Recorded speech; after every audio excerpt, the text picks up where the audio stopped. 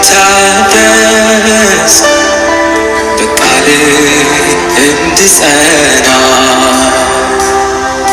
ነፍሴ የምትፈልገው ሁልጊዜ ልለምነው መገኘትስ መኖር ክብርን የማየት ነው። እግዚአብሔር የሰጠኝን ቃል ነው ማካፈላችሁ። ያለው ቃል አንድ ጥቅስ ነች። ሁለተኛ ጢሞቴዎስ ምዕራፍ 2 ቁጥር 8 ያለ ነው። እሱን አነብና ጸልየን እንካፈላለን። ሁለተኛ ጢሞቴዎስ ምዕራፍ 2 ቁጥር 8 ሁለተኛ ጢሞቴዎስ ምዕራፍ 2 ቁጥር 8 በወንጌል እንደምሰብከው ከሙታን የተነሳው ከዳዊት ዘር የሆነውን ኢየሱስ ክርስቶስን አስብ የሚል ነው። ደግሜ ያነባዋለሁ። ሁለተኛ ጢሞቴዎስ ምዕራፍ 2 ቁጥር 8 በወንጌል እንደምሰብከው ከሙታን የተነሳው ከዳዊት ዘር የሆነውን ኢየሱስ ክርስቶስን አስብ። እንጸልይ። ጌታ መንፈስ ቅዱስ እናመሰግናለን በመካከላችን ስላለ። እንዲሁ ደግሞ ወንድሞቼ እህቶቼ ዛሬ በማለዳ በዚህ አዲስ ዓመት እግዚአብሔር አምላክ ሆይ ቃል ልንሰማ በፊት ተቀምጠናል። በመንፈስ የሆነው ቃል ወደ እያንዳንዳችን እንዲመጣና እንዲያንጸን፣ እንዲያጽናናን፣ እንዲኮሬክት እንዲያደርገን፣ አቅጣጫ እንዲያሳየን እንደሞ ቃልህ እንጀራ ነው ነፍሳችንን ትመግባት ዘንድ በኢየሱስ ስም ጸልይ። እኔም ባሪያ በፍጹም ግልጽነት መናገር እንድችል እርዳኝ በኢየሱስ ስም አሜን። በወንጌል እንደምሰብከው ከሙታን የተነሳው ከዳዊት ዘር የሆነውን ኢየሱስ ክርስቶስን አስብ። ቶፒኬ የስብከቴ ርዕስ ያሰበህን ጌታ አስብ የሚል ነው። ያሰበሽን ጌታ አስቢ። Remember of the Lord who has remembered of you የሚል ነው። Remembered of the Lord who has remembered of you። እግዚአብሔር ያሰበህ በክርስቶስ ኢየሱስ ያሰበህን ጌታ አስበው ነው። ኢየሱስ አስቦናል፣ እኛ ደግሞ እንድናስበው ነው። የኔ ጸሎት በዚህ ዓመት ለ2026 ለቅዱሳን ሁሉ ምኞት ምንድነው ብትሉኝ፣ ቅዱሳን ሁሉ ኢየሱስ ክርስቶስን የምናስብበት ዓመት እንዲሆንልን ጸሎቴ ነው። ብዙ ጊዜ ቅዱሳን ናፍቆታችን ጌታን ከማሰብ ይልቅ ጌታኛን አሁንም እንዲያስበን ነው። አስበኝ ነው የምንለው፣ ጎብኘን ነው። ግን ጌታ እኮ አስቦናል። ያሰበንን ጌታ ማሰብ ነው እንጂ ያቃተን ጌታ በደንብ አስቦናል። እንዳሰበን በእግዚአብሔር ቃል እናያለን። ጳውሎስ ለጢሞቴዎስ ኢየሱስ ክርስቶስን ከሙታን የተነሳውን ከዳዊት ዘር የሆነውን ኢየሱስ ክርስቶስን አስብ ነው የሚለው። ዛሬ በተለይ በዚህ ዓመት ጌታን አስበኝ አስበኝ አስበኝ ከማለት ጌታ ሆይ እንዳስብህ እርዳኝ ብንለው በመንፈሳዊ ሕይወታችን ላይ ለውጥ የሚመጣ ይመስለኛል። ምክንያቱም ሁሉ ጊዜ ስጠኝ ስጠኝ ስጠኝ እንዳልቀት ልጆች እሱ መንፈሳዊ እድገት አይደለም። መንፈሳዊ እድገት እኛ እኮ ጌታን ብናስበው በማሰብ ውስጥ መታሰብም አለ። ሁሉ ጊዜ ግን አስበኝ ማለት ልጅነት ነው። እስቲ ጌታ ሆይ ዛሬ እኔ ይሄ ዓመት አንተ የምታስበኝ የምትጎበኘኝ ሳይሆን እኔ አንተን ማስብበት ዓመት እንዲሆን እርዳኝ እንበለው። ጌታ መቼም ያሰባቸውን ሰዎች ነው አስቡኝ የሚለው እንጂ ሳያስበን አስቡኝ አይልም። እስቲ ብሉፕሪንቱን ልስጣችሁ። አንደኛ ማሰብና መታሰብ ማለት ምን ማለት ነው? ሁለተኛ አስብ የተባለው ጢሞቴዎስ በጌታ ታስቧል ወይ? ሶስተኛ ጳውሎስ በወንጌል የሚሰብከው ኢየሱስ ማን ነው? ማለት በወንጌል የሚሰብከውን ኢየሱስን አስብ ስለዋለ በወንጌል የሚሰብከው ኢየሱስ ጳውሎስ ማን ነው? አራተኛ ጳውሎስ ኢየሱስ ክርስቶስን አስብ ያለው ጢሞቴዎስ ራሱ ማን ነው? ጢሞቴዎስ ማን ነው? አምስተኛ ጳውሎስ ኢየሱስ ክርስቶስን አስብ ያለው መቼ ነው? ስድስተኛ ጳውሎስ ኢየሱስ ክርስቶስን አስብ ያለው ለምንድን ነው? ሰባተኛ ኢየሱስ ክርስቶስን ማሰብ ማለት ምን ማለት ነው? ስምንተኛ ጳውሎስ ኢየሱስ ክርስቶስን አስብ ያለው እንዴት ነው የሚለውን እንመለከታለን። የመጀመሪያው በብሉ ፕሪንቱ መሰረት ማሰብና መታሰብ ማለት ምን ማለት ነው የሚለውን እናያለን። በመጽሐፍ ቅዱሳችን ሪሜምበር በእንግሊዘኛው ማሰብ ወይ መታሰብ፣ ይሄ ሪሜምበር የሚለውን ቃል ነው የሚይዘው። ሪሜምበር ኢን ዘ ባይብል always implies action ይላል። ሪሜምበር በመጽሐፍ ቅዱስ ውስጥ ሁል ጊዜ ድርጊትን ነው የሚያመለክተው። እግዚአብሔር አሰበ ወይም ደግሞ በእግዚአብሔር ታሰብን ማለት እግዚአብሔር ጎበኘኝ ማለት ነው። ማለት ዲቫይን ቪዚቴሽን መጣ ማለት ነው። እግዚአብሔር አሰበህ ማለት ከአክሽን ጋር ነው። ኤቪደንስ አለው ማለት ነው። እግዚአብሔር ሰውን ሲያስብ ኤቪደንስ አለው። እኛም እግዚአብሔር እንድናስበው የሚፈልገው ከኤቪደንስ ጋር ነው። ዝም ብሎ እንደ ዮጋ በርዘክቶም ሜዲቴት ማድረግ አይደለም። ወይም ደግሞ እግዚአብሔርን ዝም ብሎ በአይምሮ ማሰላሰል አይደለም። ማሰብ ማለት አክሽን አለ። ሪሜምበር ኢን ዘ ባይብል ኦልዌይስ ኢምፕላይስ አክሽን የሚለው ለዚህ ነው። እስቲ እግዚአብሔር ከኤቪደንስ ጋር ያሰባቸውን ሰዎች ከመጽሐፍ ቅዱስ አንዳንዶቹን እንይ። ዘፍጥረት 8:1 ላይ እግዚአብሔርም ኖህን በመርከብ ከእርሱ ጋር የነበረውንም አራዊቱን ሁሉ እንስሳውን ሁሉ አሰበ። እግዚአብሔር ማሰቡን በኤቪደንስ ሲያሳየ እግዚአብሔርም በምድር ላይ ነፋስን አነፈሰ፣ ውሃውን ጎደለ። አያችሁ፣ እግዚአብሔር ከአክሽን ጋር ነው። ውሃውን ያጎድላል። እግዚአብሔር አሰበ ማለት ቪዚቴሽን አለ ማለት ነው። ጉብኝት አለ ማለት። ዘፍጥረት 19:29 ላይ እግዚአብሔርም እነዚህን የሀገር ከተሞች ባጠፋ ጊዜ አብርሃምን አሰበው። እንዴት አሰበው? ሎጥ ተቀምጦባት የነበረውን ከተማ ባጠፋ ጊዜ ከዚያ ጥፋት መካከል ሎጥን አወጣው ይላል። አያችሁ፣ የወንድሙ ልጅ ነው። አብርሃም አጎቱ ነው። ስለዚህ አብርሃምን አስቦ ነው ሎጥን ያዳነው። እርግጥ ሎጥ የአብርሃምን አምላክ የሚያመልክ ጻድቅ ሰው ነው። ግን ቢሆንም እግዚአብሔር የአብርሃምን ጸሎት ሰምቶ ነው ያዳነው። ዘፍጥረት 21:1-2 ላይ እግዚአብሔርም እንደተናገረው ሳራን አሰባት። አያችሁ፣ እግዚአብሔር ደግሞ አሁን ወደ ሳራ መጣ። እግዚአብሔርም እንደተናገረው ለሳራ አደረገላት። አክሽን ነው። እግዚአብሔር አሰበ ማለት ድርጊት አለ ማለት ነው። አሰበ ማለት ጉብኝት አለ ማለት ነው። ሳራም ጸነሰች፣ እግዚአብሔር በተናገረው ወራት ለአብርሃም በእርጅናው ወንድ ልጅ ወለደችለት ይላል። ዘፍጥረት 30:22 ላይ እግዚአብሔርም ራሔልን አሰበ ይላል። እግዚአብሔር ተለመናት ይላል። ጸልያ ነበረ። ሲያስባት ማህፀኗን ከፈተላት ይላል ለራሔል። አያችሁ፣ የእግዚአብሔር ማሰብ አክሽናል። ዘጸአት 2:24 ላይ እግዚአብሔርም የልቅሷቸውን ድምጽ ሰማ።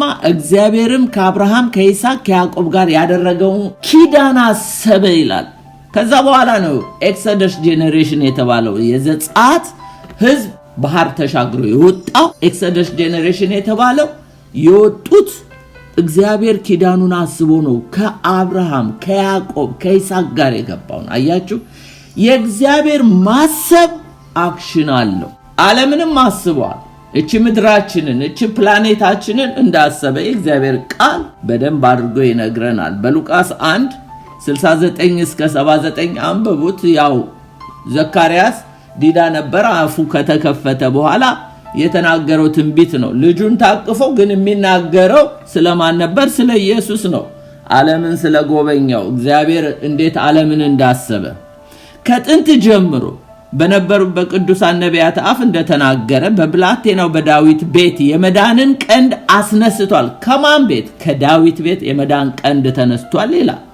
ማዳኑ ከወደረኞቻችን ከሚጠሉን ሁሉ እጅ ነው ካለ በኋላ እነዚህ ለአባቶቻችን ምህረት አደረገ፣ ለአባታችን ለአብርሃም የማለው መሐላ ቅዱስ ኪዳኑን አሰበ። አብርሃምን እንኳን እሱን ዘር አይደለም በሱ ዘር አሕዛብ ሁሉ እንደሚባረኩ እግዚአብሔር ተናግሯል። እኛ ሁሉ ከአብርሃም ዘር በሚመጣው በናዝሬቱ ኢየሱስ የተባረክን ህዝቦች ነን። በእምነት የአብርሃም ጋር ቤተሰቦች ሆነናል። እግዚአብሔር ለአብርሃም የገባውን ኪዳን ከዘሩ ኢየሱስ ክርስቶስን አምጥቶ ነው። ስለዚህ አሰበ፣ ኪዳኑን አሰበ። በእርሱም ከጠላቶቻችን እጅ አዳነን። በማን? በክርስቶስ። በዘመናችን ሁሉ ያለ ፍርሃት በቅድስና በጽድቅ በፊቱ እንድናገለግለው ሰጠን። አያችሁ፣ እግዚአብሔር ይህንን ያደረገው በክርስቶስ ነው። ይህም ከላይ የመጣ ብርሃን በጎበኘበት በአምላካችን ምህረት ርኅራኄ ምክንያት ነው። ብርሃኑ በጨለማና በሞት ጥላ ተቀምጠው ላሉት ያበራል፣ እግሮቻችንንም በሰላም መንገድ ያቀናል። በአብርሃም ዘር የመጣው ከዳዊት ዘር የመጣው የናዝሬቱ ኢየሱስ አያችሁ፣ ይህንን ኢየሱስን አስብ ነው የሚለው። ከዳዊት ዘር የመጣ ይህንን እንግዲህ ምድርን የጎበኘ እግዚአብሔር በዚህ ዘር በኩል መጥቶ እንደጎበኘ ዓለማችንም በእግዚአብሔር ታስባለች ማለት ነው። ያው ለተቀበሉ በስሙ ለሚያምኑ የእግዚአብሔር ልጆች የሆኑ ዘንድ ስልጣንን ሰጥቷል። ዓለምን ግን እግዚአብሔር ጎብኝቷል። የናዝሬቱ ኢየሱስ ክርስቶስ ምነው ሰማይን ቀደ ብትወርድ እያለ ኢሳይያስ ይል ነበር። ሰማይን ቀዶ ወርዷል። እግዚአብሔር ስጋ ለብሶ በምድር ተመላልሷል፣ ኢማኑኤል። ስለዚህ ምድር ታስባለች። የሰው ልጆች ናቸው እንጂ አልቀበል ያሉት እግዚአብሔርማ ሕዝብን ጎብኝቷል። በቤተልሔም ይሁዳ በተወለደ ጊዜ ደስ ይበላችሁ ብለው እኮ መልአኮች መጥተው ለእረኞች ተናግረዋል፣ ምድርን ጎበኛት ብሎ። ስለዚህ ለሰው ልጆች ሁሉ የሚሆን ደስታ በቤተልሔም ይሁዳ ሕፃን ተወለደ ተብሎ እኮ ተነግሯል። ምድርም ታስባለች። ምናልባት ይሄ ነገር ትንሽ ርቆ ከሆነ እስቲ ወደ ራሳችን ደግሞ ላውርደውና በሚገባ መልኩ ደግሞ ልናገርበት። ይቅርታ እንግሊዘኛ ወርዶች አንዳንድ በመጠቀሜ ለኔ ትንሽ ትርጉም ስለሚሰጠው ነው ኤስኤስ በሚል አልፋቤት አስቀምጫቸዋለሁ። እንዴት አድርጎ እግዚአብሔር እኛን እንዳሰበን ለመያዝ እንዲመቻችሁ ከፈለጋችሁ፣ አንደኛው ሳልቬሽን መዳናችን መታሰባችን ነው። እግዚአብሔር እዚህ ዛሬ የደረስነው እኮ እግዚአብሔር አስቦን ነው፣ በመዳናችን ነው። እግዚአብሔር አድኖናል። ሁለተኛው ሳንቲፊኬሽን መቀደሳችን፣ ፔኩላር ህዝብ ያደረገን ወይም የተለየን ህዝቦች ያደረገን ከዚህ ከጨለማው ዓለም ስላወጣን ስለለየን ሴት አፓርት ስላደረገን ነው እኮ ታስበን ነው እኮ። በክርስቶስ የተደረገልን ነገር እየዘነጋን ነው እንጂ እኮ እግዚአብሔር አስቦናል፣ ሳንቲፋይ አድርጎናል። ሌላው ሴኪዩርድ ሆነን ከእጆቼ መዳፍ ማንም አያወጣችሁም ብሎ ይኸው እኮ ስንት ነገር ባለበት ክፉ ዓለም ላይ እስካሁን በጌታ እጅ ውስጥ መኖራችን ታስበን ነው እኮ። 2026 እኮ መድረስ እየፈለጉ ኃያላኖች አልቻሉ፣ ጠቢባኖች አልቻሉ፣ ባለጸጎች አልቻሉ። ሀብት አላደረሳቸውም፣ ዕውቀት አላደረሳቸውም፣ ጉልበት አላደረሳቸውም። እዛው ሞት ከለከላቸው። እኛ ግን ምህረት ተደርጎልናል ወገኖቼ። ምህረት ቸርነት በህይወቴ ዘመን ሁሉ ይከተሉኛል። ስለዚህ ለዘላለም በእግዚአብሔር ቤት የሚያኖረን እኮ ምህረትና ቸርነት እንጂ ጥበብና ዕውቀት ወይም ስማርት ስለሆነን እዚህ ቀን ላይ አልደረስንም። ታስበን ነው፣ ሴኪዩርድ ሆነናል። ሌላው ሲን የሚለው ነው። ዓለም ላይ እኮ ኃጢአት አለ ወገኖቼ። ኃጢአት በነገሰበት ዓለም ነው የምንኖረው። እኛ ስንቴ ነው ጌታን ያሳዘን ነው፣ ስንቴ ነው የተሳሳት ነው፣ ስንቴ ነው የሳት ነው። አይደለም ከመሳሳት አልፎ ስንቱን ያሳት ነው። ግን ጌታ በደልን ቢቆጣጠር ኖሮ አንዳችንም እዚህ ጋር እንደርስም። ከምሕረቱ ከቸርነቱ ከይቅርታው የልጁ ኢየሱስ ክርስቶስ ደም ከኃጢአት ሁሉ ያነጻን ነው እዚህ ያደረሰ። ታስበናል። ከዚህ በላይ ምን ያስበን ጌታ? እኛ ነን እንጂ ማሰብ ያለብን። ሌላው ሲነርስ ኃጢአተኞች ያሉበት ዓለም ነው። እኛ ጌታን ሊመስሉ የሚወዱ ይሰደዳሉ ይላል። ሩቅ አትሂዱ። በናይጄሪያ ብቻ ዛሬ ኃጢአተኞች እንዴት ቅዱሳንን ጻድቃንን እያሳደዱ እያረዱ እየገደሉ እንደሆነ እንሰማለን ዜና። ዛሬ እኔና እናንተ እኮ በዙሪያችን እኮ ጌታን የማያውቁ የዲያብሎስን ፈቃድ አጀንዳ የሚያገለግሉ ስንቶች ባሉበት እኮ ነው የምንወጣው የምንገባው። አሰሪዎቻችን አብረናቸው የምንሰራው አይደለም። ቤተሰቦቻችን ውስጥ ሁሉ ጌታን ያልተቀበለ እኮ የዲያብሎስን ሐሳብ ነው የሚያገለግለው፣ የአባቱን ፈቃድ ነው የሚያደርግ። ስለዚህ ያ ባለበት ተጠብቀን መኖራችን በጌታ እኮ መታሰባችን ነው። ብዙ ነገር እኮ አለ፣ ስደት እኮ አለ፣ መከራ አለ እኮ። ጌታን ሊመስሉ የሚወዱ ይሰደዳሉ እኮ ነው የሚለው። ሲነርስ አሳዳጆች ናቸው፣ ኃጢአተኞች ለጻድቃን እንቅፋቶች ናቸው። ግን ጌታ ጠብቆናል። ሌላው ሲክነስ ዲዚዝ በሽታ፣ ስንት ፖይዘን በምግብ ውስጥ የሚመጣ በአየሩ ላይ ስንት የተበከለ ያለበት። እኛ እኮ ስጋ ለባሾች ነን፣ መልአኮች እኮ አይደለንም። እንደማንም እንታመማለን፣ እንደማንም እኮ ችግር ውስጥ ልንወድቅ እንችላለን። ከዚህ ፖይዘን ከሞላበት ነገር ጠብቆን እኮ ነው እዚህ መድረሳችን። ታስበናል። ጌታ ሆይ አስበኝ አንበል። ጌታማ አስቦን ይኸው ዛሬ ደርሰናል እኮ። ይልቁንስ እኛንን ጌታን ማሰብ ያለበት። ሌላው the system of this world የዚህ ዓለም እኮ ሲስተም ኮራፕሽን የሞላበት ነው። ለጻድቃን አይመችም። ጻድቅ ሎጥ በሶዶም እኮ ሲኖር ነፍሱ ተጨንቃ ነበረ።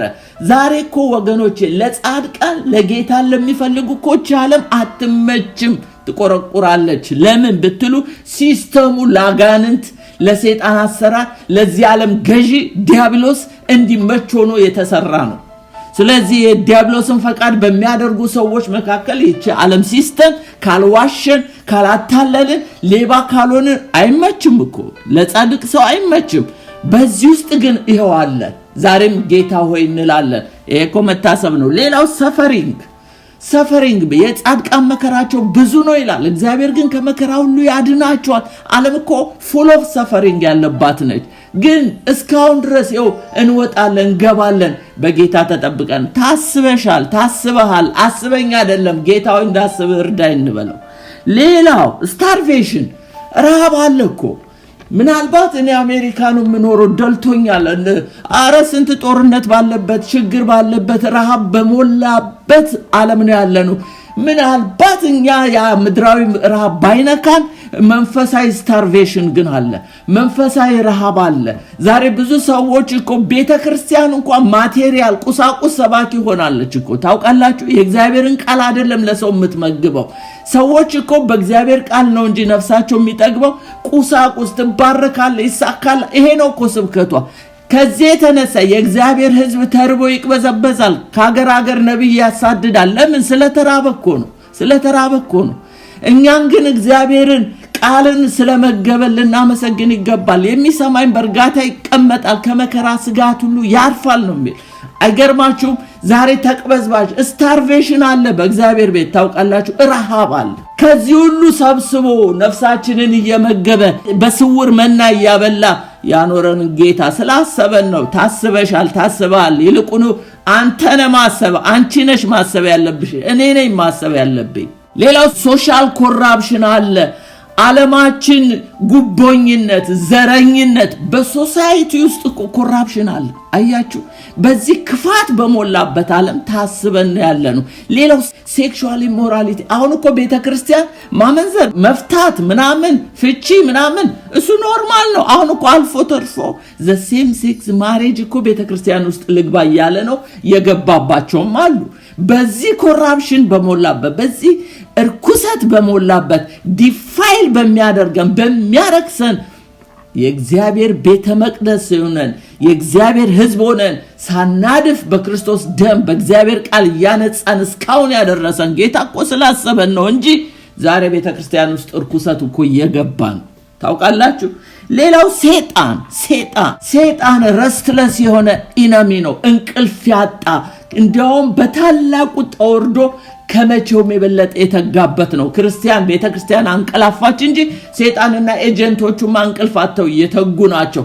በዚህኛ ያንቀላፋን እሱ ግን ተግቶ በሚሰራበት እኛ ግን ተጠብቀን ዛሬም እዚህ መድረሳችን ለያዕቆብ የተዋጋለት ከላባ ጋር ከበለዓም ጋር ለእስራኤል ሕዝብ የተዋጋ ከሟርተኛው ጋር እሱ ጠብቆ ነው እዚህ ደረስን። አስበኛት በሉት፣ ላስብህ በሉት ወገኖቼ። ጌታም አስቦ ይሄው እዚህ ያደረሳችሁ በተግባር በአክሽን። ሌላው ስፒሪቹዋል ብላይንድነስ በምድራችን ላይ ዛሬ መሪዎች እኮ የምትሏቸው አገርን የሚመሩት ሕዝብን እኮ የሚመሩት መንፈሳዊ እውርነት ውስጥ ያሉ ናቸው። ታውቃላችሁ እግዚአብሔር መሪ ሆኖን ነው እንጂ እረኛ ሆኖን ነው እንጂ ታውት የሃይማኖት መሪዎች የተባሉ ኢቭን ፓስተሮች የተባሉ ዛሬ እኮ የራሳቸው ኑሮ መቃናት እንጂ ስለአንተ ስለኔ የሚገደው እኮ የለም።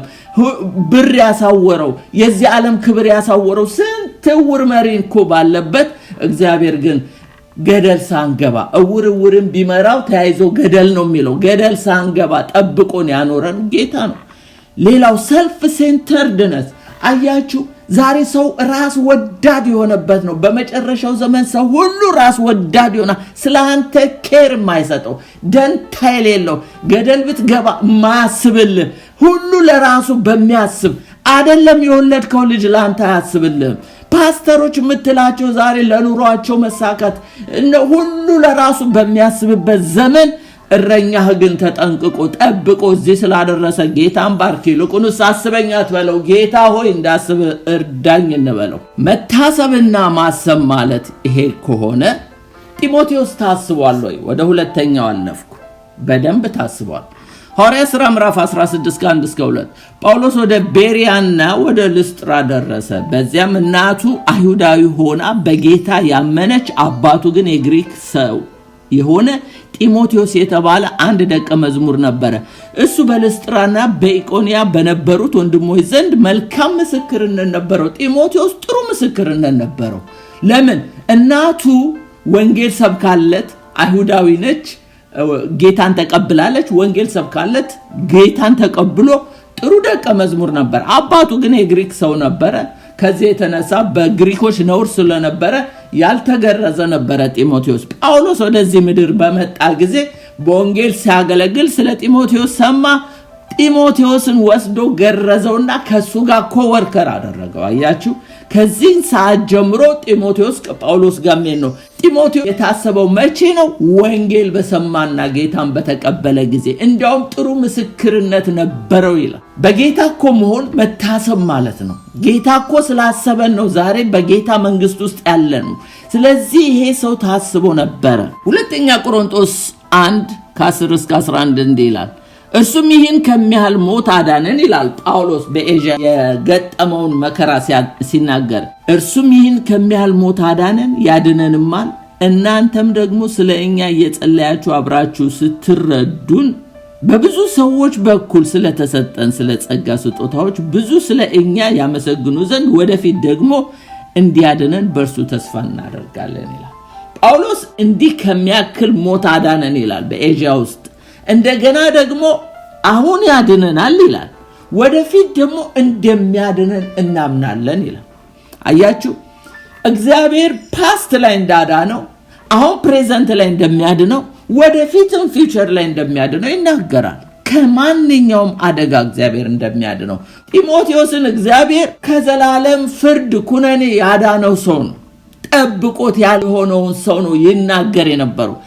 እያንዳንዳችንን በጢሞቴዎስ ውስጥ አድርገን ራሳችንን ብናይ እኛንም ከእንዴት አይነት ሞት እንዳዳነን ጳውሎስ ይመሰክራል። ዛሬም አድኖናል፣ ወደፊትም ደግሞ እንደሚያድነን እናምናለን። ምክንያቱስ እቺ ዓለም ባለንበት ውስጥ እግዚአብሔር ስለጎበኘን ስላሰበን ነው በህይወት መኖራችን። ሙታን እኮ እግዚአብሔርን አያመሰግኑትም። በመንፈስም በስጋም ህይወት ሰጥቶን እንድናመሰግነው ያደረገን እግዚአብሔር ነው። ካሌብ ምን አለ? እነዚህን ሁሉ ዓመታት በህይወት አኑሮኛል።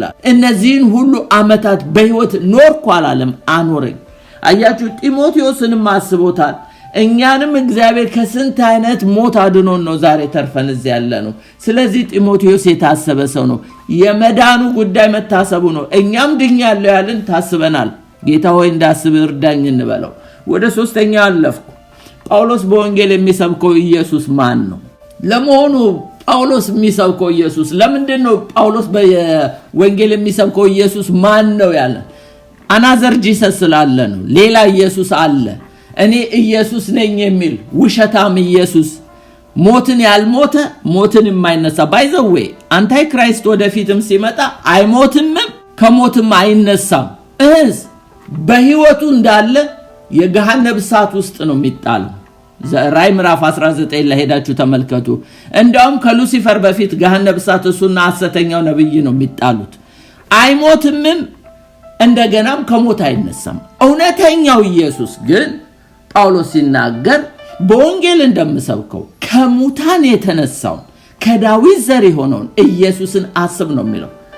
አንደኛ ቆሮንቶስ 15 ላይ ጳውሎስ ስለዚህ ከሞት ስለተነሳው ኢየሱስ ሲናገር ለቆሮንቶስ ሰዎች ምን ይላቸዋል? ቁጥር 3 ላይ እኔ ደግሞ ይላል የተቀበልኩትን ከሁሉ በፊት አሳልፌ ሰጠዋችሁ እናንተ የቆሮንቶስ ሰዎች እያላቸው ነው። ምን ብሎ? እንዲህ ብዬ መጽሐፍት እንደሚል ክርስቶስ ስለ ኃጢአት ሞተ ተቀበረም፣ መጽሐፍት እንደሚል በሶስተኛው ቀን ተነሳ ብሎ ነው። አያችሁ፣ ጳውሎስ የሚሰብከው ወንጌል መጽሐፍት እንደሚል ክርስቶስ ስለ ኃጢአታችን ሞተ፣ እንደገናም ተቀበረ፣ እንደገናም ከሞት ተነሳ ነው። እዚህ ጋር አንድ ነገር ልንገራችሁ። ክርስቶስ ሞተ ብቻ የምትሉ ከሆነ ሂስትሪ ነው። እሱ ዶክትሪን አይደለም። ምክንያቱም ሞተ ብቻ ካልን ጌታ የሚሞትበት ምንም ምክንያት የለውም። ለምን? the wage of sin የኃጢአት ደሞዝ ሞት ነው። ኢየሱስ ኃጢአት አልሰራም። ኃጢአት ካልሰራ ደሞዝ የለውም ማለት ነው። ምን ሰርቶ ምን ይቀበል? ስለዚህ ደሞዝ የለውም። ኢየሱስ ሞተ ስንል ሞተ ብቻ ካልን ኃጢአት ስላልሰራ ምንም ደሞዝ የለውም። ሞተ ማለት ሂስትሪ ነው። አንድ አይሁዳዊ ሞተ ብለው እንደሚያወሩ ነው። ግን ክርስቶስ ስለ ኃጢአታችን ሞተ ካልን ዶክትሪን ነው። ስለ ኃጢአታችን ሞተ ካልን የሞቱ ምክንያቶች እኛ ነን ማለት ነው። ሰማዕት ሳይሆን መስዋዕት ሆነልን እያልን ነው። አንዳንድ ሰዎች ምን ይላሉ? ክርስቶስ ሰማዕት ነው የሆነው ይላሉ። ክርስቶስ ሰማዕትነት ሞት አልሞተም። ለማናችንም ሰማዕት አልሆነም። መስዋዕት ነው የሆነልን። ሰማዕትማ እነ ጴጥሮስም ሆነዋል፣ እነ ጳውሎስም ሆነዋል፣ ነቢያቶችም ሞተዋል። ስለ እግዚአብሔር መንግስት ወይም ደግሞ ስለ እግዚአብሔር መስዋዕት የሆኑ ብዙ ሰዎች ጻድቃኖች አሉ። ሐዋርያቶች በሙሉ ሰማዕት ሆነው ነው ያለፉት። ኢየሱስ ግን ሰማዕት አይደለም የሆነው፣ መስዋዕት ነው የሆነው። አንድያ መስዋዕት ነው። እግዚአብሔር የታረደውን በግ ማለት ነው የዓለምን ኃጢአት የሚያስወግድ የእግዚአብሔር በግ የተባለው ኢየሱስ ነው። ስለዚህ ክርስቶስ ስለ ኃጢአታችን ሞተ ካልን ኢየሱስ መስዋዕት ሆነልኝ እያልን ነው። ዶክትሪን ማለት ይሄ ነው። ስለዚህ ክርስቶስ ሞተ ብሎ መስበክ እሱ ሂስትሪ ነው፣ ታሪክ ብቻ ነው። ማንም ሰው ኢየሱስ ሞተ ብሎ ሊያወራ ይችላል። እኛ ግን ስንሰብክ ኢየሱስ ስለ ኃጢአትሽ፣ ኢየሱስ ስለ ኃጢአቴ፣ ኢየሱስ ስለ ኃጢአታችን ሞተ እያለን ነው። ምክንያቱም የሚሞትበት ምክንያቱ እኛ ነን። ሳክሪፊሻል ዴዝ ነው። እኛን ሰብስቲቲዩት አድርጎ ነው የሞተው። ስለዚህ ኢየሱስ ክርስቶስ ሰማዕት ሳይሆን መስዋዕት ሆኖልን ስለሞተ ይሄንን ነው ልናስብ የሚገባው። ኢየሱስ ከሞት ተነሳ ብለህ ስበክ ነው የሚለው። አያችሁ፣ ጳውሎስ ራሱ የሚያደርገውን ነው ለጢሞቴዎስ የሚመክረው። እኔ እንደምሰብከው ከሞት የተነሳውን ኢየሱስን አስብ። ጳውሎስ በተሰሎንቄ ሄዶ የሰበከውን ስብከት እንመልከት እስቲ። ሐዋርያ ሥራ ምዕራፍ 17:2 ጀምሮ አነባዋለሁ። ጳውሎስ እንደ ልማዱ ወደ እነርሱ ገባ። 3 ሰንበት ያህል ከእነርሱ ጋር መጽሐፍትን እያጣቀሰ ይናገር ነበር። አያችሁ፣ መጽሐፍትን እያጣቀሰ ነው ሲተረጉምም ክርስቶስ መከራን እንዲቀበል ከሙታን እንዲነሳ ይገባው ዘንድ እያስረዳ ይላል። አያችሁ፣ ይህ እኔ የምሰብክላችሁ ኢየሱስ ክርስቶስ ነው ይል ነበር ይላል። ይሄ የሞተውን የተነሳውን ክርስቶስን ነበር ጳውሎስ የሚሰብከው ለተሰሎንቄ ክርስቲያኖች፣ ለቆሮንቶስ ክርስቲያኖች፣ ለሁሉ እንደዚህ አይነቱን ኢየሱስን አስብ። እኔ የምሰብከው ይሄ ከሞት የተነሳውን የዳዊት ዘር የሆነውን ኢየሱስን አስብ እያለ ነው የሚናገረው። ለምንድነው ኢየሱስን በትንሣኤው ላይ ፎከስ ያደረገው ብለን ብንመለከት፣ ለምንድነው ይሄንን ከሞት የተነሳውን ኢየሱስን አስብ ብሎ ጳውሎስ ለምንድነው ስለ ትንሣኤው እንዲያስብ ያደረገው ብንል፣ ካሁን በፊት በቆሮንቶስ ውስጥ ትንሣኤ ሙታን የለም እያሉ የሚያስተምሩ ስለነበሩ ነው። አሁንም በዘመናችን አሉ ይኖራሉ። ምን ደግሞ ትንሣኤ ሙታን የለም ማለት ጻድቃኖች ከሞት አይነሱም፣ ትንሣኤ ሙታን የለም እያሉ የሚያስተምሩ ስላሉ ነው። ጳውሎስ እንደዚህ ይላል አንደኛ ቆሮንቶስ 15:12 ጀምሮ፣ ክርስቶስ ከሙታን እንደተነሳ የሚሰበክ ከሆነ ይላል፣ ግን ከናንተ አንዳንዶቹ ትንሣኤ ሙታን የለም እንዴት ይላሉ? ትንሣኤ ሙታንስ ከሌለ ክርስቶስ አልተነሳማ። ክርስቶስ ካልተነሳ እንግዲህ ስብከታችን ከንቱ ነዋ፣ እምነታችሁም ደግሞ ከንቱ ናት። ደግሞ ክርስቶስን አስነስቶታል ብለን በእግዚአብሔር ላይ ስለመመስከራችን ሐሰተኞች የእግዚአብሔር ምስክሮች ሆነን ተገኝተናል። ሙታን ግን የማይነሱ ከሆነ እርሱን አላስነሳውማ። ሙታን ትንሣኤ ከሌላቸው ክርስቶስ አልተነሳማ እያለ ነው። ሙታን የማይነሱ ከሆነ ደግሞ ክርስቶስ አልተነሳማ። ክርስቶስ ካልተነሳ ደግሞ እምነታችሁ ከንቱ ናታ፣ እስካሁን ድረስም በኃጢአታችሁ አላችሁ፣ የኃጢአት ስርየት አላገኛችሁም እያለ እንግዲያስ በክርስቶስ ያንቀላፉት ደግሞ ጠፍተዋላ። ጌታን ተቀብለው የሞቱት ሁሉ ለካ ክርስቶስ ካልተነሳ ቅዱሳን ትንሣኤ ከሌለ በቃ የሞቱትም በዛው ቀርተዋል። ያንቀላፉት ከእንግዲህ ወዲያ አይነሱም ማለት ነው።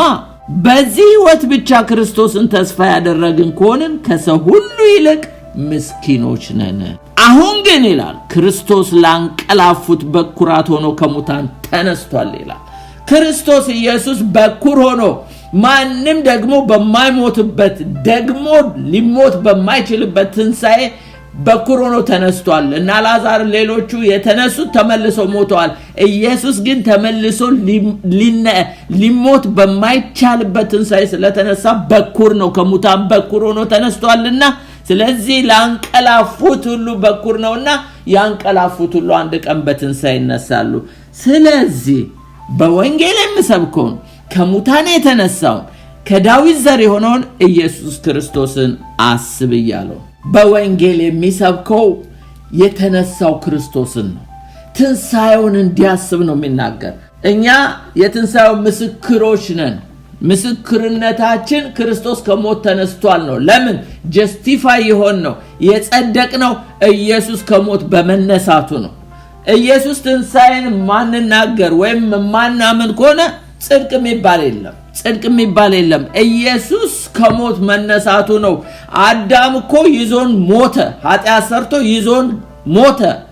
ኢየሱስ ግን ከሞት ተነስቶ ላመኑት ሁሉ ትንሣኤ ሙታንን ነው የተሰበከላቸው። ስለዚህ ነገ የኔ መነሳት ለዘላለም ሞቼ አለመቅረቴ ኤቪደንስ የክርስቶስ ሞትን አሸንፎ መነሳት ነው።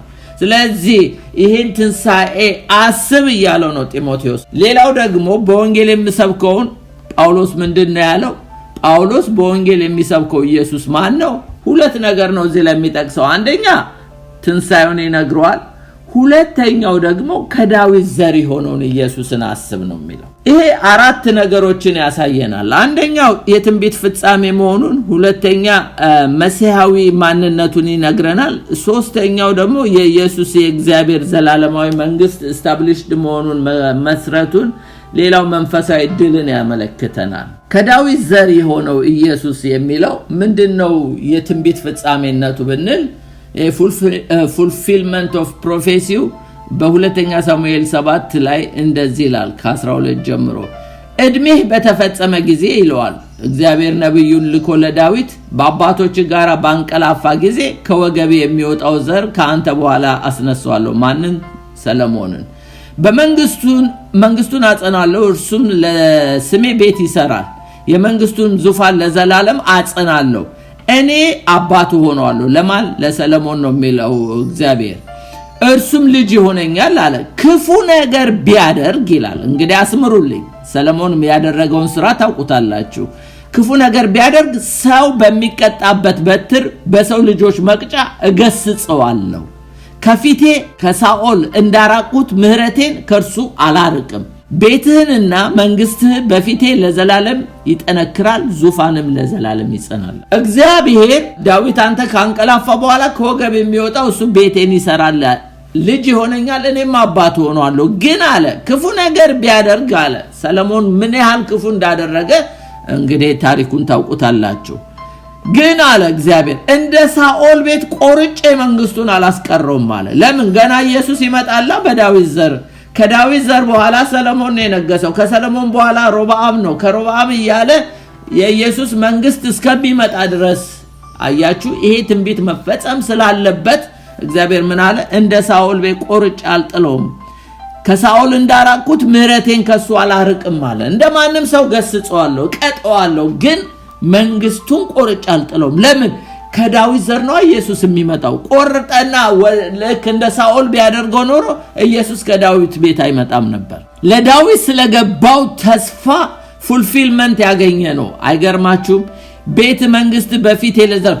የሚገርማችሁ ሰለሞንን እግዚአብሔር ቀጥቶታል። አዎ፣ ግን የሚገርማችሁ ንግስና ሲይዝ ሰሜናዊውን ባሪያው ነው የያዘው ኢዮርብዓም፣ ደቡባዊውን ልጁ ነው የያዘው ሮብዓምም ኢዮርብዓምም የሰለሞን ልጅና የሰለሞን ባሪያ ናቸው የእስራኤልን መንግስት የመሩት። ስለዚህ እግዚአብሔር ምህረቱን ከሱ አላራቀም።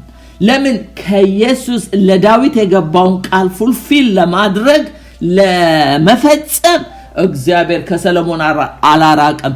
እንደ ሰለሞን ኃጢአት ቢሆን ኖሮ ግን የእግዚአብሔር መንግስት አይቀጥልም ነበር በዳዊት ቤት። ግን እግዚአብሔር ፉልፊል ለማድረግ ከኢየሱስ መምጣት ስለነበረበት ያንን ሲያጸናና ያለ ሌላው መሲያዊ ማንነቱን ሮሜ 1:3-4 ይህ በወንጌል በስጋ ከዳዊት ዘር ስለተወለደው እንደ ቅድስና መንፈስ ከሙታን መነሳት የተነሳው በኃይል እግዚአብሔር ልጅ ሆኖ ስለተገለጠ ስለ ልጁ ነው፣ እርሱም ጌታችን ኢየሱስ ክርስቶስ ነው ይላል። ይሄ መሳይኒክ አይደንቲቲው የኢየሱስ ክርስቶስ መሲህ ሆኖ ነው የመጣው፣ መሲህ ነው እና እስራኤሎች ግን መሲህነቱን እስካሁን አልተቀበሉትም። ጢሞቴዎስ አስብ፣ ይሄ በኢንካርኔሽን የመጣው ይሄ ከዳዊት ዘር የመጣው መሲህ ነው። መሲህ መጥቷል ብለ ስበክ አስተምር ነው የሚለው። ለምን መሰላችሁ? ሌላ መሲህ ስለሚጠብቁ ነው። እስራኤሎች እስካሁን ድረስ ጌታን አልተቀበሉትም። ሌላ መሲሁ ኦሬዲ መጥቷል። ከዳዊት ዘር የመጣው ኢንካርኔሽን ስጋ ለብሶ የመጣው መሲሁ ነው። ሌላ መሲህ የለም። ጢሞቴዎስ ይሄንን መሲህ አስብ፣ ይሄንን በስጋ ከዳዊት ዘር የመጣውን አስብ። ሌሎቹ መሲህ ይጠብቃሉ። ለዚህ ነው ነገ አንታይ ክራይስት መጥቶ የሚያሳስታቸው። ለምን? እስካሁን መሲህ እየጠበቁ ነው። እኛ ግን መሲሁ መጥቷል ብለን ነው የምንሰብከው። እነሱ ግን ይመጣል እያሉ ነው የሚሰብኩት። አያችሁ፣ ቤተክርስቲያን መሲሁ መጥቷል እያለች ነው። አይሁዶች ግን መሲህ ይመጣል ብለው ነው። ለዚህ ነው ቤተ መቅደሳቸውን የሚሰሩት። ለዚህ ነው ገና ሊቀ ካህን ይመጣል ብለው የሚሾሙት። ለዚህ ነው ገና አንታይ ክራይስትን ለመቀበል የሚዘጋጁት። ታውቃላችሁ፣ እኛ ግን መሲሁ መጥቷል ከዳዊት ዘር የመጣው ይሄ ፉልፊልመንቱንና መሲያዊ አይደንቲቲው እንደተገለጠ እንድንመሰክር ነው። በሮሜ ላይ ታዲያ ይሄ መሲሁ ከዳዊት ዘር እንደመጣ እርግጠኛ እንደሆነ ይናገራል ጳውሎስ። ስለዚህ ለጢሞቴዎስ ይሄንን አስብ ነው የሚለው። ሌላው የመንግስቱ ፉልፊልመንት እንደተፈጸመ ነው ማለት ከዳዊት ዘር ንጉስ እንደሚመጣ ነው። ኢየሱስ በመጣ ጊዜ በነቢያት ኦፊስ አገልግሏል። አሁን በሊቀ ካህናት ኦፊስ እያገለገለ ነው። ወደፊት ደግሞ በንግስና ኦፊስ ይመጣል። እርግጥ ነው በሰማይ ዘላዮን ዘላም ማለት የይሁዳ ንጉስም ነው፣ እንደገናም ደግሞ የታረደው በግ ነው። ስለዚህ ኢየሱስ ክርስቶስ ንጉስም ነው፣ የታረደው በግ መስዋዕት ነው። ግን አንድ ቀን አሁን በቅዱሳን ልብ ላይ ነው ኢየሱስ እየነገሰ ያለው ጌታ ነው ብለን ስንል፣ ወደፊት ግን በአካል መጥቶ 1000 ዓመት እዚህ ይነግሳል። ስለዚህ ያ ንግስና ስለሚመጣ ኢየሱስ መጥቶ የእግዚአብሔር መንግስት ቀርባለች ብሎ ወንጌል በሰበከ ጊዜ መንግስቱን ኢንስቲትዩት እያደረገ እንደመጣ የሚያሳይ ነው። በስጋ መምጣቱ ከዳዊት ዘር። ለዚህ ነው ሄሮድስ ሊያጠፋው ንጉስ ተወለደ ብሎ ሊያጠፋው የመጣው። ሄሮድስ ሊገለው የፈለገው ኢየሱስን ለምን? ንጉስ ተወለደ በቤትልሔም ይሁዳ ስለተባለ። ሉቃስ 1:32 ላይ እንዲላል እርሱ ታላቅ ይሆናል፣ የልዑል ልጅ ይባላል። ጌታ አምላክ የአባቱን የዳዊትን ዙፋን ይሰጠዋል፣ ያዕቆብን ቤት ላይ ለዘላለም ይነግሳል፣ ለመንግስቱ መጨረሻ የለውም የተባለው ስለ ኢየሱስ ነው የሚናገረው። ይሄ በስጋ መምጣቱን የሚያሳይ ነው። ኢሳይያስ 9:7 ላይ የተነገረው ትንቢት እንደተፈጸመ ነው። ምንድነው የተባለው? ከዛሬ ጀምሮ እስከ ዘላለም ድረስ በፍርድ በጽድቅ ያጸናው ይደግፈው ዘንድ በዳዊት ዙፋን መንግስቱ ላይ አለቅነቱ ይበዛል፣ ለሰላሙ ፍጻሜ የለውም። የእግዚአብሔር ቅናት ይህንን ያደርጋል የተባለው ኢየሱስ ክርስቶስ ከዳዊት ዘር መምጣቱ፣ መወለዱ፣ ንግስና መሆኑ 70 ሰገሎች መጥተው ለኢየሱስ ክርስቶስ ያቀረቡለት አንዱ ወርቅ ንጉስ መሆኑን የሚያሳይ ነው። ለዳንኤልም ነግሮት ነበረ ህልሙ ሲፈታ ማለት ለናቡከደነጾር ባለመው ህልም ላይ ታውቁታላችሁ። ዳንኤል 2 ላይ ከነዚህም ነገስታት ዘመን የሰማይ አምላክ ለዘላለም የማይፈርስ መንግስት ያስነሳል፣ ለሌላም ህዝብ የማይሰጥ መንግስት ይሆናል። እነዚህ መንግስታት ሁሉ ትፈጫቸዋለች፣ ታጠፋቸዋለች፣ ለዘላለምም ትቆማለች። የማን? የክርስቶስ መንግስት። ድንጋዩም እጅ ሳይነካው ከተራራ ተፈንቅሎ ብረቱን፣ ናሱን፣ ሸክላውን፣ ብሩን፣ ወርቁን ሲፈጭ እንዳየ እንዲሁ ከዚህ በኋላ የሚሆነው ታላቁ አምላክ ንጉስ አስታውቆታል። ህልሙ እውነተኛ ፍቹም የታመነ ነው። ስለዚህ ናቡከደነጾር እነዚህን ሁሉ ብሩንም፣ ናሱንም፣ ወርቁንም፣ የሜዶንን፣ የግሪክን፣ የሮማን እንዲሁም የባቢሎን መንግስት የሚፈጭ መንግስት ይመጣል ብሎ የተናገረው ስለ ኢየሱስ ነው። ኢየሱስ በእርግጥ በሮማ መንግስት ጊዜ ተወልዷል፣ በቄሳር ጊዜ መጥቷል። ስለዚህ መንግስቱን ኢንስቲትዩት ማድረጉን በዳዊት ቤት ከዳዊት ዘር መጣ ማለቱ መንግስቱን ኢንስቲትዩት እንዳደረገ ንጉሱ መወለዱን የሚያሳይ እንደሆነ የሚያሳይ ነው። ይሄንን አስብ እያለ ነው። የመጨረሻው አራተኛው መንፈሳዊ ድል ነው። ስፒሪቹዋል ቪክትሪ እንዳለ የሚያሳይ ነው። ምን ብሎታል አዳምን ከኤደን ሲያባረረው? ዘፍጥረት 3:15 ላይ ባንተና በሴቲቱ መካከል በዘሯ መካከል ጠላትነትን አደርጋለሁ፣ እሱ ራስን ይቀጠቅጣል፣ አንተም ሰኮናውን ትቀጠቅጣል። የእባቡን ራስ ይቀጠቅጣል የተባለው ዘር የመጣው ከዳዊት ዘር ነው። ከድንግል ማርያም የተወለደው የዳዊት ዘር ነች። ስለዚህ ከዳዊት ቤት የመጣው ይሄ የዳዊት ዘር የሆነው ይሄ የእግዚአብሔር ልጅ የሆነው ኢየሱስ ክርስቶስ እሱ ነው የእባቡን ራስ የቀጠቀጠው። መንፈሳዊ ድል የመጣው ከዛን ሰዓት ጀምሮ ነው። አጋንንት መውጣት ከሰዎች የጀመሩት ኢየሱስ ከመጣ በኋላ። ሌሎች አገልግሎት ሁሉ ቢያገለግሉ ምናልባት እንደ ዳዊት በገና ቢደረድሩ መንፈስ ሊያባረሩ ይችላሉ እንጂ መንፈስን አያስወጡም ነበር። በኢየሱስ ሚኒስትሪ ብቻ ነው አጋንንት መውጣት የጀመረው። ለምን? የእባቡን ራስ የቀጠቀጠ ኢየሱስ ብቻ ስለሆነ ነው። በብሉይ ኪዳን ግን ስጋ ለስጋ አይን ለአይን ጥርስ ለጥርስ ነበረ ውጊያው። ስለዚህ አጋንንት ፖሰስ የሆኑትን ሰዎች ከናካላቸው ነው እንጂ የሚገደሉት እንዲህ ስጋና መንፈስን ለይቶ መዋጋት የለም ነበር። ኢየሱስ ግን ከዳዊት ዘር መጥቶ የእባቡን ራስ የቀጠቀጠው ከዳዊት ዘር የመጣ ነው። ስለዚህ ይሄንን ስበክ፣ ይሄንን አስተምር እያለ ነው ጳውሎስ። ወደ አራተኛው አለፍ። ጳውሎስ ኢየሱስ ክርስቶስን አስብ ያለው ጢሞቴዎስ ማን ነው? ለመሆኑ ራሱ ጢሞቴዎስ ማን ነው? ይሄኮ ኢየሱስን አስብ ማለት ኤሌመንተሪ ነው ለኛ ልትሉ ትችላላችሁ። ይሄኮ ለአዲስ ክርስቲያኖች የሚሰበክ ነው ልትሉ ትችላላችሁ። ጳውሎስ ለማን ነው የሚለው? እስቲ ለጢሞቴዎስ እንደሆነ ጢሞቴዎስ ማን እንደሆነ ነው። እውነተኛ የእምነት ልጁ a genuine child of faith። ጢሞቴዎስ ማለት ጳውሎስ መስክሮለት ወደ ጌታ የመጣ አይደለም። ኦሬዲ እናቱ መስክራለት ጌታን ተቀብሎ ደቀ መዝሙር የነበረ ሰው ነው ጢሞቴዎስ። ግን ጳውሎስ እውነተኛ ልጁ የእምነት ልጁ ያደረገው ነው፣ ያሳደገው ሜንቶር ያደረገው ማለት ነው። አንደኛ ጢሞቴዎስ 1:2 ላይ በእምነት እውነተኛ ልጅ ለሆነ ለጢሞቴዎስ ይላል። በእምነት ልጁ ለሆነ ነው። አንተ ግን ክርስቶስ ኢየሱስን አስብ የሚል። ሌላው መንፈሳዊ የሥራ ባልደረባው ነው ለጳውሎስ። ሮሜ 16:21 ላይ አብሮኝ የሚሰራ ጢሞቴዎስ ይላል። አብሮኝ የሚሰራ ጢሞቴዎስ ከጳውሎስ ጋር አብሮ የሚሰራ ነው። ኮወርከር ነው። ከጳውሎስ ጋር የሚሰራ ሰው ነው ኢየሱስን አስብ የተባለ። እኔና እናንተማ እንዴት አንባል? አንደኛ ቆሮንቶስ 16:10 ላይ እንዲህ ይላል፣ ጢሞቴዎስ የመጣ እንደሆነ በእናንተ ዘንድ ያለ ፍርሃት እንዲኖር ተጠንቀቁ። እንደ እኔ ደግሞ የጌታን ሥራ ይሰራል። እንደ ጳውሎስ የጌታን ሥራ የሚሰራ ነው። እንግዲህ ማንም አይናቀው ይላል። ጢሞቴዎስ እንደ ጳውሎስ የጌታን ሥራ የሚሰራ ጳውሎስ ሙሉ በሙሉ የሚተማመንበት ሰው ነው።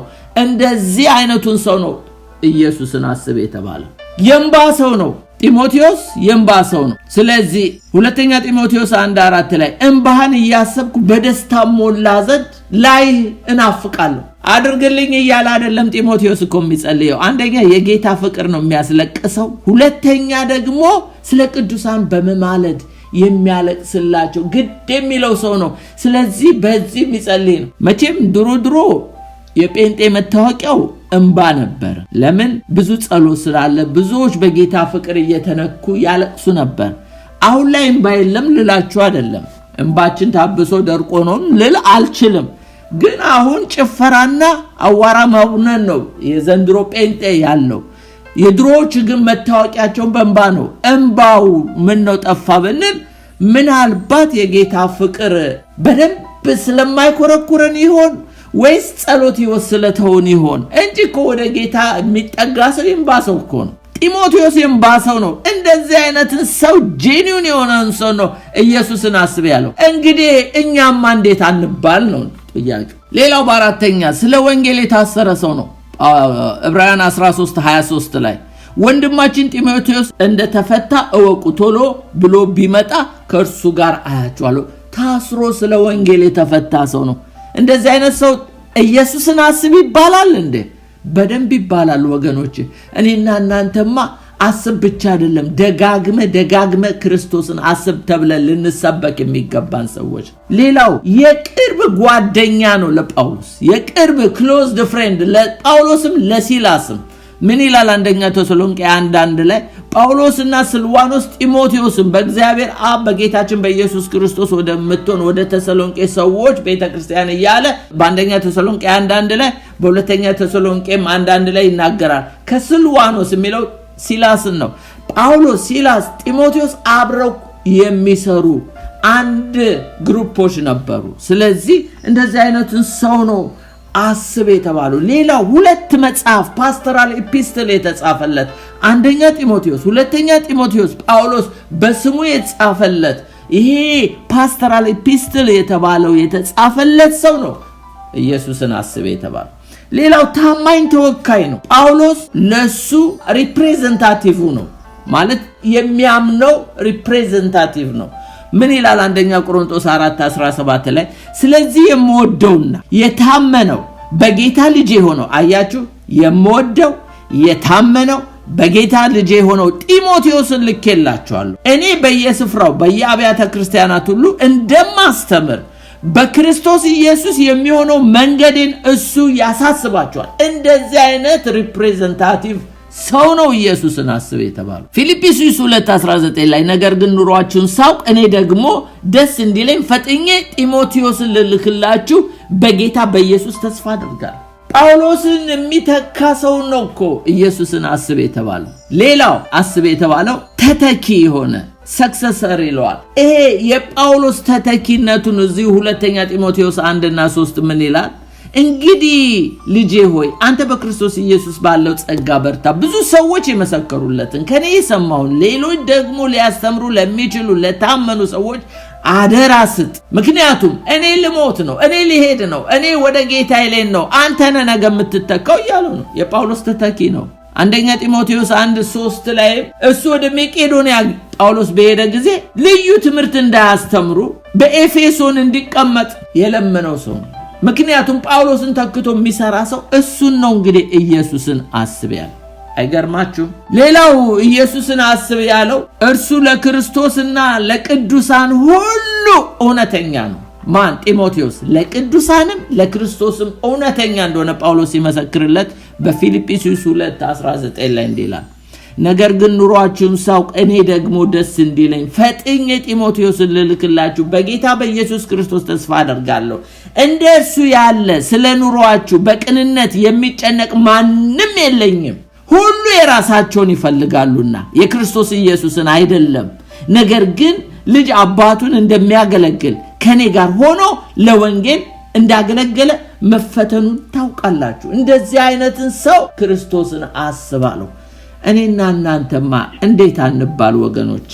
አያችሁ ኢየሱስን አስብ ያለው ጳውሎስ ለዚህ ነው። ወደ አምስተኛው አለፍኩ። ጳውሎስ ኢየሱስ ክርስቶስን አስብ ያለው መቼ ነው? ጳውሎስ ኢየሱስን አስብ ያለው አሁን መሞቻው ደርሷል። ጳውሎስ ያገለገለው 30 ዓመት ነው።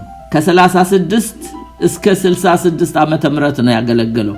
ኢየሱስ 3 ዓመት ተኩል ያገለገለው ጳውሎስ 30 ዓመት ነው እንግዲህ ጌታን ያገለገለው። እኔና እናንተ ምን ያህል ዓመት እንደሚፈጅብን አላውቅም። ሙሴ 40 ዓመት ነው የፈጀበት፣ ጳውሎስ 30 ዓመት ነው። ኢየሱስ 3 ዓመት ተኩል ነው። እኔና እናንተ እድሜ ልክስ ቢሰጠን ካውነዲያ ኢየሱስን ሐሳቡን አገልግለን እናንቀላፋ ይሆን? እግዚአብሔር ይርዳን። ጳውሎስ ግን በእነዚህ 30 ዓመቶች አገልግሎ ወደ መሄጃው ላይ ነው ለጢሞቴዎስ በመስዋዕት እንደሚደረግ የኔ ህይወት ይሰዋልና የሚሄድበት ጊዜ ደርሷልና መልካሙን ገድል ተጋድያለሁ፣ ሩጫውን ጨርሻለሁ፣ ሃይማኖቴን ጠብቄያለሁ፣ ወደፊት የጽድቅ አክሊል ተዘጋጅቶልኛል። ይህንንም ጻድቅ ፈራጅ የሆነው ጌታ ያን ቀን ለኔ ያስረክባል፣ ደግሞ መገለጡን ለሚወዱት ሁሉ እንጂ ለኔ ብቻ አይደለም። ስለዚህ መሄጃዬ ደርሷል። ጢሞቴዎስ ኢየሱስን አስብ ብሎ በሁለተኛው ጢሞቴዎስ የመጨረሻ የጳውሎስ መልእክት የመጨረሻ የስንብት መልእክት ላይ ነው ያለው። ስድስተኛው ጳውሎስ ኢየሱስ ክርስቶስን አስብ ያለው ለምንድን ነው? ለምን አለው? እነዚህን ብዬ ጠቀልለዋል። አንደኛው እግዚአብሔር ለሰው ልጆች ባለው እቅድ ውስጥ ኢየሱስ ማዕከላዊ ስለሆነ ነው። Jesus is central to God's plan for humanity። እግዚአብሔር ለሰው ልጆች ሁሉ ያዘጋጀው የዘላለም ሐሳቡን የሚፈጽምበት ኢየሱስ ነው። ኤፌሶን 1:10 ላይ በዘመን ፍጻሜ ይደረግ ዘንድ ያለው ሐሳቡ በሰማይ በምድር ያለውን ሁሉ በክርስቶስ ለመጠቅለል ነው። ምኑ ነው የሚጠቀልለው? እግዚአብሔር ኢሌክሽን እኛ ዓለም ሳይፈጠር በፊቱ ቅዱሳን ነውር የሌለን እንሆን ዘንድ አስቀድሞ የመረጠን እግዚአብሔር በክርስቶስ ኢየሱስ ነው። ምርጫ በክርስቶስ ነው። ሪደምፕሽን መዋጀታችን በክርስቶስ ነው። ፕሪደስቲኔሽን ቅድመ ውሳኔ አስቀድሞ እግዚአብሔር የወሰነው በክርስቶስ ነው። አያችሁ፣ ቤዛነት ራንሰም የሚለው ለኛ የተከፈለልን የዋጀው ገንዘብ ሳይሆን የክርስቶስ ክቡር ደምና ነፍስ ነው። ስለዚህ ይህንን ጌታችንን ልናስብ የሚገባው ሁሉም በክርስቶስ ነው ያደረገልን። ሌላው መጽደቃችን ጀስቲፊኬሽን፣ ሌላው መታረቃችን ሪኮንሲሊየሽን፣ ሌላው መዳናችን ዳግም ልደት ማግኘታችን ሪጀነሬሽን፣ ሌላው መቀደሳችን ሳንቲፊኬሽን በክርስቶስ ነው የተደረገልን። ስለዚህ ጌታን ያላሰብን ማንን ልናስብ ነው? ለዚህ ነው ይሄ ሴንተር ነው ማዕከላዊው ነገር የደህንነታችን የሰው ልጆች ሁሉ አጀንዳ እግዚአብሔር የፈጸመው በክርስቶስ ውስጥ ነው። ስለዚህ አስብ። ለምንድን ነው ኢየሱስን ማሰብ ያስፈለገው? ሁለተኛው ነጥብ ጳውሎስ የጢሞቴዎስ ትኩረት የእግዚአብሔር አጀንዳ ላይ እንዲሆን ለማድረግ ነው። ጳውሎስ ወደ ቆሮንቶስ በገባ ጊዜ አንደኛ ቆሮንቶስ 2 ላይ በመካከላችሁ ሳለሁ ከኢየሱስ ክርስቶስ በቀር እርሱ እንደተሰቀለ ሌላ ነገር እንዳላውቅ ቆርጬ ነበር። ምንም ነገር እናንተ የግሪክ ሰዎች እንደሆናችሁ አውቃለሁ። ፍልስፍና ቀመር ትወዳላችሁ። እኔ ግን አለ በመካከላችሁ ስኖር 18 ወር ስቀመጥ ከ1 ዓመት ከ6 ወር ለቆሮንቶስ ሰዎች ነው የሚለው ጳውሎስ ከኢየሱስ በቀር እርሱ እንደተሰቀለ ሌላ ነገር እንዳላውቅ ቆርጬ ነበር። ሌላ ነገር ጳውሎስ እኮ ሕግን ያውቃል፣ ሊያስተምራቸው ይችላል። ጳውሎስ እኮ 3ኛ ሰማይ ተነጥቆ የሄደ ነው። ብዙ መገለጦች ታየኝ፣ ተገለጠልኝ እንደዘመኑ ነቢያት ነን እንደሚሉ ወይም ሐዋርያት ነን እንደሚሉ ተገለጠልኝ ማለት ይችላል። እሱ ያው እውነተኛውን አሁን እኮ ውሸት ነው የበዛው። እውነቱን መናገር ይችላል። ሊያስደምማቸው የሚችል ብዙ ታምራትም ተሰርቶበታል። እሱን አልሰበካቸው። ጳውሎስ ምን አለ? በመካከላችሁ ሳለ ከኢየሱስ በቀር እርሱም እንደተሰቀለ ሌላ ነገር እንዳላውቅ ቆርጬ ነበር ይላል ጳውሎስ። እንግዲህ ይሄንን ኢየሱስ ክርስቶስን እኔ እንዲቆርጬ ነው ያገለገልኩት፣ አንተም እሱን በማሰብ አገልግል እያሉ። ሌላው ለምንድን ነው ኢየሱስን ማሰብ ያስፈለገው? ሐሳብን የሚያበላሽ ጠላት ስላለ ነው ወገኖቼ። ሐሳብ ከ3 ምንጭ ፕሮሲድ ያደርጋል፣ ይመነጫል። አንደኛው ከእግዚአብሔር ነው። ዳዊት በራሱ ዘመን የእግዚአብሔርን ሐሳብ አገልግሎ አንቀላፋ ይላል። ከእግዚአብሔር የሚመጣ ሐሳብ አለ። ሌላው የሰይጣን ሐሳብ አለ።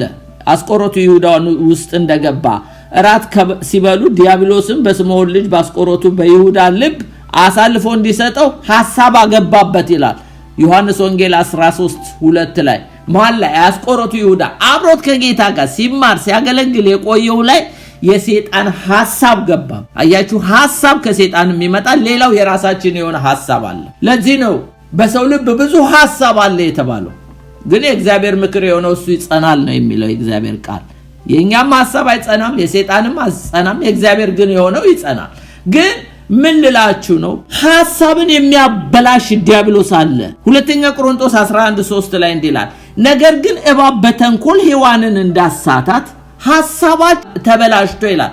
በክርስቶስ ከሚሆን ቅንነት ንጽህና ምናልባት እንዳይወጣ ብዬ እፈራለሁ ይላል ጳውሎስ። ምንድነው የሚያስፈራው ጳውሎስ? ሐሳብን የሚያበላሽ። ሔዋንና እኮ አዳም ኢኖሰንት ነበሩ።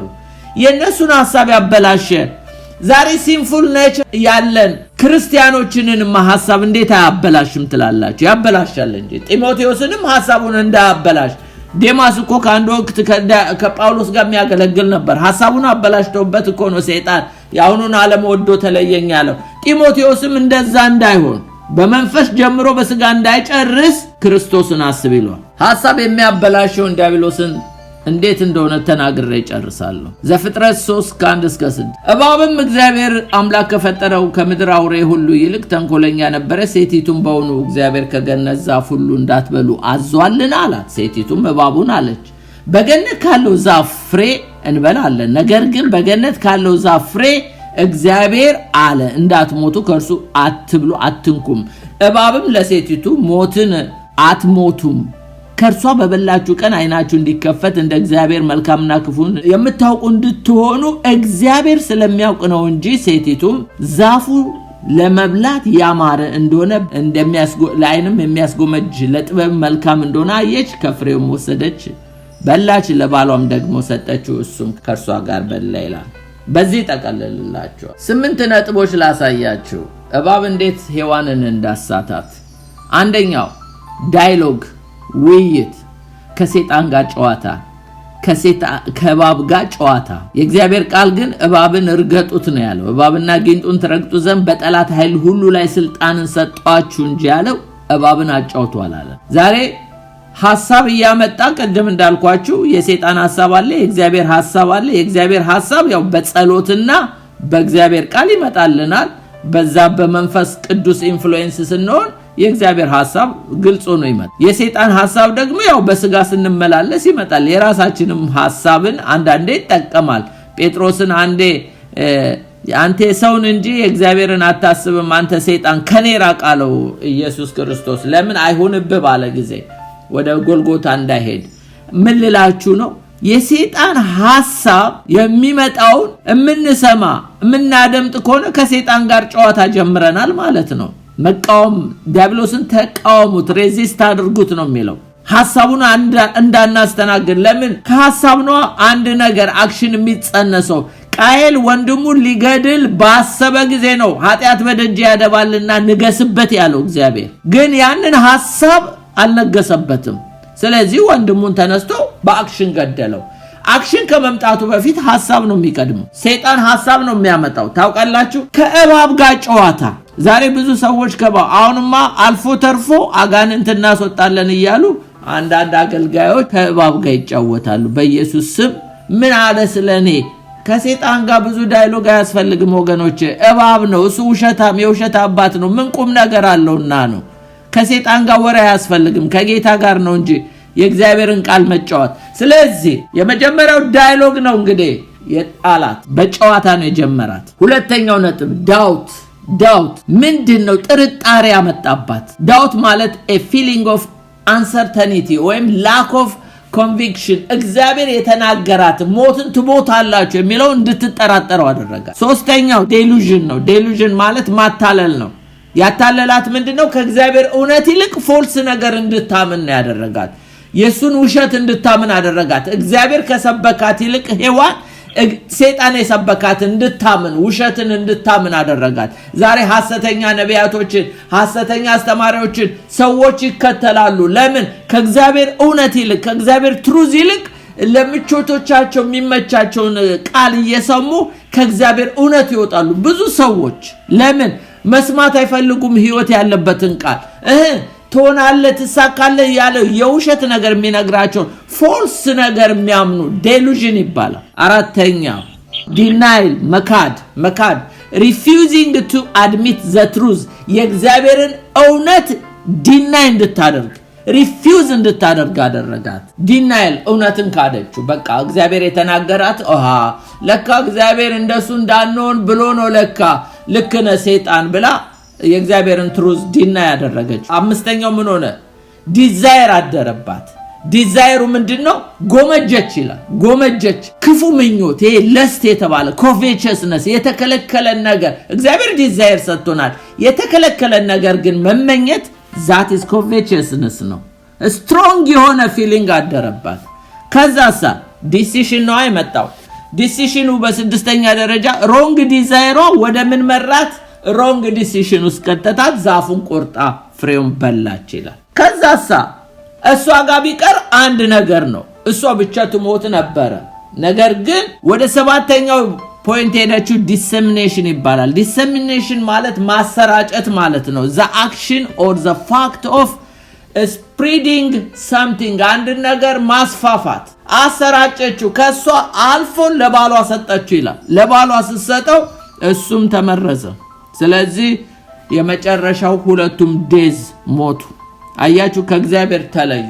ሰይጣን እንዲህ በተንኮል አታሎ ከኤደን ገነት እንዳስወጣት አንተንም ለክርስቶስ ካለ ቅንነት፣ ንጽህና ምናልባት ሰይጣን እንዳያወጣህ ነው በወንጌል የምሰብከውን ከሙታን የተነሳውን ከዳዊት ዘር የሆነውን ኢየሱስ ክርስቶስን አስብ ይላል። ጌታን አስበኝ ሳይሆን እንድናስበው ይርዳል። ጨርሻለሁ። መንገድህን አስተምረኝ የቀናውን ጎዳና ሕይወቴም እንዲታደስ በቃልህ እንድጸና ነፍሴ የምትፈልገው ሁልጊዜ